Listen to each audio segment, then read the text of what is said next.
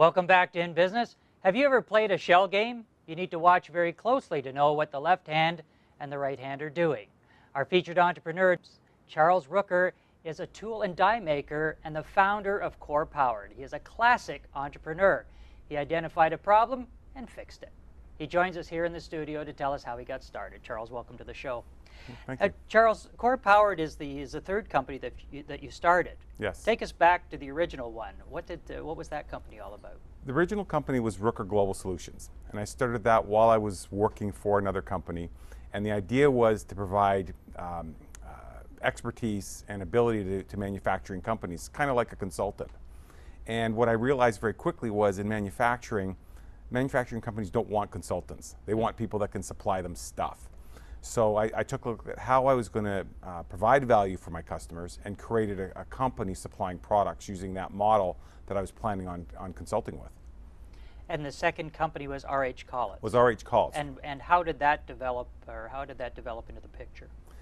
We had a model in Ruecker Global Solutions that was using the expertise of select companies, an exclusive group of companies, to deliver things faster at a lower cost and all that stuff. And what we were doing in Ruecker Global was it was really, the model was hidden behind the product. And we decided to test it out in the marketplace, and we built RH Collins, which was a company that just had a single product line, fully using the model and letting people know how we were doing things and using that model. So off the top of the show, I said tongue-in-cheek, it was a shell game, which was probably the first model where you didn't really let everybody know what was going on. Exactly. But now, through RH Collins and through Core Powered, everybody knows everybody now.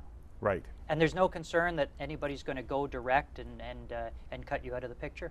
No, because the companies that are involved in Core Powered, these are manufacturing guys. They like to build stuff. And the way they look at their products is their own product, and it's the best, and they just want to sell their product. But they've realized that to offer value in the marketplace, they've got to offer more than just a product. They've got to offer integrated solutions that will require the expertise from other companies, and they're happy to be part of this. And they know that they just want to focus on the work for their shop. So what you've been able to do is you've been able to source out these companies that have a core competency. You've been able to find the best of the best in a particular area and move your product from company to company to get all of the pieces put together. That would seem like it should be more expensive. It would seem that way, but what we're doing is we're building our products with best practices. So think of a factory that might have one or two guys that are really good at things and they always get the work because they get the work done quicker. We've done that with companies. And so what added costs we have for shipping or logistics, they're far offset by the reduction in the actual cost to make something.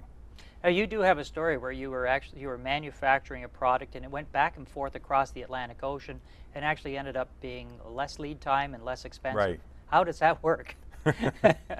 Well, it all comes down to best practices. What we've done as part of the model in Ruecker Global was to make sure that each one of the members knew that they were only going to work on the part that they were the best at.